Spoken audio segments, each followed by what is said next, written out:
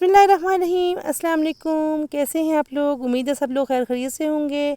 आज हम बना रहे हैं करेले गोश्त। और करेले गोश्त के लिए ये मैं करेले साफ़ कर रही हूँ। उसके ऊपर से ये छिलका मैंने रिमूव किया है। पहले मैंने करेले को धो के सुखा के उसके ऊपर से ये मैंने छिलका रिमूव कर रही हूँ। उसके बाद ये छिलका बहुत काम की चीज़ है, ये भी मैं आपको बता दूँ। ये भी आप सब्ज़ी के तौर पे बना सकते हैं, ठीक है। जिन लोगों को करेले जिन लोगों के फेवरेट हैं उन लोगों को तो पता होगा कि ये करेलों की सब्ज़ी बहुत काम की है। तो ये कि अब हम लोग बनाते हैं करेले। उसके लिए मैंने लिया प्याज, टमाटर और करेले साफ़ करके काट के मैंने इनको सुखा के तो रख दिया था। फिर अब मैं इनको प्याज टमाटर काटूंगी। प्याज मैंने तकरीबन 2 बड़े बड़े साइज़ के लिए, क्योंकि आपको पता प्याज जितना ज़्यादा है प्याज टमाटर का इस्तेमाल आप करेंगे सब्ज़ी उतनी अच्छी बनेगी, ठीक है। ज़बरदस्त किस्म की करेले गोश्त की रेसिपी आपको मिलने वाली है। लेकिन इसके लिए ये है कि आपको मेरा चैनल लाइक एंड सब्सक्राइब करना होगा, बेल आइकन क्लिक करना होगा, ताकि मेरी आने वाली हर नई वीडियो आपको देखने को मिले। और करेले सेहत के लिए बहुत अच्छे हैं, ख़ास करके जो टीनेज बच्चे हैं उनके लिए बहुत अच्छे होते हैं। आपको पता है ये स्किन में से एक्नी वगैरह ख़त्म करते हैं, उन लोगों के लिए बहुत अच्छे हैं। तो ये है कि हम लोग अब इसमें कढ़ाई के अंदर कुकिंग ऑयल शामिल करेंगे तकरीबन 2 कप, ठीक है। इसके अंदर हम लोग करेले फ्राई करेंगे और ये कुकिंग ऑयल वेस्ट नहीं करेंगे, हम इसी कुकिंग ऑयल के साथ मसाला बनाएंगे, ठीक है। तो मैं इतना कुकिंग ऑयल शामिल करूँगी जिसमें वो करेले अच्छे से फ्राई हो जाएं। उसके बाद ये है कि उसके बाद उसी के अंदर प्याज टमाटर का अच्छा मसाला बन जाए। तो ये है कि ज़बरदस्त किस्म की करेले गोश्त की रेसिपी आपको मिलने वाली है, ठीक है। करेलू को अच्छे से फ्राई कर लेंगे, ताकि करेलू के अंदर जब आप करेलू के ऊपर से छिलका रिमूव कर देंगे ना, तब उसके बाद करेलू के अंदर कड़वाहट बहुत कम रह जाती है, ठीक है। क्योंकि छिलकू के अंदर की कड़वाहट होती है करेलू की, ठीक है। करेले तो आपको पता है कि होते ही कड़वे हैं, ठीक है। लेकिन आप जब इनको बाज़ लोग होते हैं नमक लगाते हैं उसके बाद धूप में रखते हैं, वो प्रोसीजर करने की ज़रूरत नहीं है। जब आप इसको पकाने लगे तो आप इसका छिलका रिमूव कर दें, इनके अंदर से कड़वाहट काफ़ी हद तक कम हो जाएगी, ठीक है। मुझे तो कड़वे करेले बहुत पसंद है, पता नहीं मुझे पसंद है, मैं सोचती हूँ हर किसी को इसी तरह पसंद होंगे।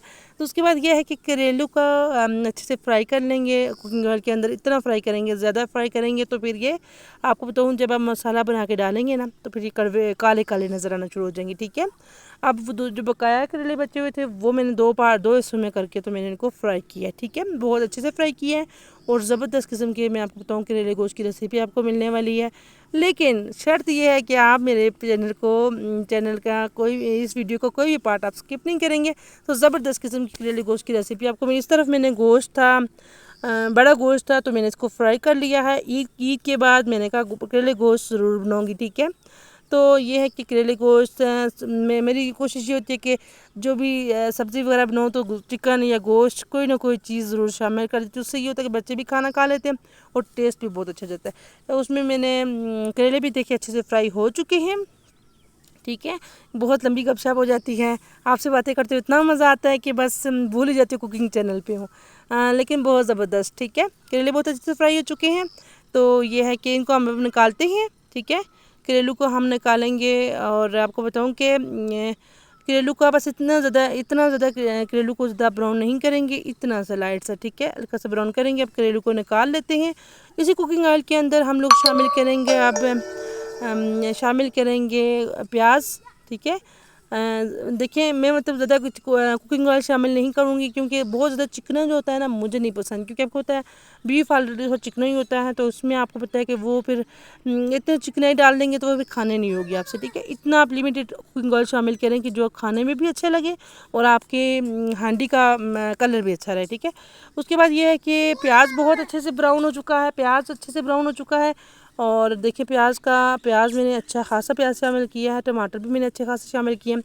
आपको पता है प्याज टमाटर अच्छे होंगे तो मसाला बहुत अच्छा बनेगा, ठीक है। ग्रेवी जब अच्छी होगी ना सालन की तो आपको बताऊँ कि उसका टेस्ट कहीं भी आपको मिलेगा। अच्छा उसके बाद इसमें हम शामिल करेंगे अदरक लहसुन और अदरक का आपकी करेलू का टेस्ट बढ़ा देगा। और ज़बरदस्त किस्म के अदरक लहसुन और आपके ज़बरदस्त किस्म के करेले जो है ना वो तैयार हो जाएंगे, ठीक है।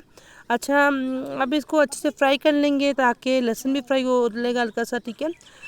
इसको भी लाइट ब्राउन करना है, बहुत ज़्यादा ब्राउन नहीं करेंगे लहसुन को, क्योंकि आपको पता है वो फिर अभी गोश्त भी शामिल करेंगे और उसके साथ भी ये अच्छे से फ्राई हो जाएगा, ठीक है। इसको मतलब लाइट ब्राउन करेंगे। अदरक लहसुन को प्याज बहुत अच्छे से ब्राउन हो गया, ठीक है। अब गोश्त इसके अंदर शामिल कर दिया। गोश्त को अच्छे से हम लोग प्याज और अदरक लहसुन के अंदर अच्छे से फ्राई करेंगे ताकि गोश्त की जो बोटियाँ हो ना बिल्कुल फ्राई फ्राई उनका ना टेस्ट आए ना। जब आप लोग खाएं तो ये आपको ना लगे कि ये उबला हुआ है ऐसा कुछ है, ठीक है। तो ये कि पहले से उबाल के रखा हुआ था, ठीक है। तो अब ये कि इसको अच्छे से फ्राई करेंगे ताकि बीफ की मुकम्मल तौर पे स्मेल ख़त्म हो जाए और इसका टेस्ट बहुत मज़े का हो जाता है। मुझे तो इतना मज़े के ये करेले गोश्त लगे हैं कि मैं आपको बता नहीं सकती, ठीक है। उसके बाद इसमें हम लोग डालेंगे कश्मीरी सुरख मिर्च, हल्दी और नमक, ठीक है। 3 ही मसाले ऐड करूँगी। आप मतलब कि आपको पता है सब्जियों में मैं तो अब कोशिश करती हूँ कि बाज़ार का कोई भी मसाला ना ऐड करूँ। कोशिश मेरी ये होती है किचन के मसालों से ही मैं ऐसी रेसिपी तैयार करूँ जो हर बंदा अफोर्ड कर सके, ठीक है। तो दूसरे बंदे के लिए मुश्किल ना हो कि मतलब कि ये इतनी मुश्किल चीज़ें कहाँ से मिलेंगी और मतलब कौन लाएगा, ये मतलब थोड़ी सी बंदा मैं तो खुद कंफ्यूज रहती हूँ, इसलिए मैं कहती हूँ कि मे भी दूसरे बंदे को भी ये मसला हो, ठीक है। उसके बाद हम लोग उसमें शामिल करेंगे टमाटर। टमाटर भी तकरीबन गल चुके हैं। टमाटरों का मैं बताऊँ टमाटर बहुत अच्छे से टमाटरों ने अपना ही पानी निकाला है, इसमें मैंने कोई पानी नहीं ऐड किया। इसके बाद आप पानी नहीं शामिल करेंगे। जहाँ यहाँ तक मैं आपको जो ट्रिक बता रही हूँ, अगर इसके बाद आप पानी शामिल करेंगे तो गोश्त आपका स्मेल देना शुरू कर देगा। इसके बाद मैंने कोई पानी नहीं ऐड किया। आपको बताऊँ कि आग मैंने बहुत हल्की रखी है चूल्हे की। मैं खुद ही रिकॉर्डिंग कर रही हूँ, खुद ही वीडियो बना रही हूँ, तो इसलिए मैं आपको दिखा नहीं सकती आग का कितना मतलब उसका फ्लेम छोड़ा हुआ है। तो ये है कि आग का जो फ्लेम है तो बिल्कुल स्लो में आप रखेंगे तो उतने अच्छे आपके करेले बनेंगे, ठीक है। अब मैं इसमें मैंने शामिल कर दिए करेले। करेलों की आप इस मसालों में इतनी अच्छी बुनाई करना कि करेले जब तक ढक्कन मैंने नहीं लगाया, बस मैं इसको खोल के भूनूंगी और यह है कि अच्छे से भूनूंगी और ज़बरदस्त किस्म के करेले मैं आपको बताऊँ करेले गोश्त की रेसिपी मैंने आप लोगों को दी है। मेरे चैनल को लाइक एंड सब्सक्राइब करें, बेल आइकन क्लिक कर दें ताकि आपको मेरी मज़ेदार किस्म की वीडियोस देखने को मिले जो हर बंदा अफोर्ड कर सकता है, ठीक है। और ये देखें करेलों को मैंने बहुत अच्छे से फ्राई कर लिया है। आपसे बातें भी करती जा रही हूँ और अच्छे से करेले भी फ्राई हो गए जब तक, ठीक है।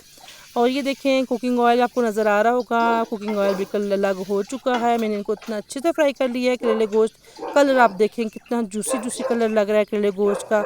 यकीनन आपको मेरी ये वीडियो पसंद आई होगी। मेरे चैनल को लाइक एंड सब्सक्राइब करें और अपना ख्याल रखें, दुआ में याद रखें। इंशाल्लाह नेक्स्ट वीडियो के साथ फिर हाजिर होते हैं।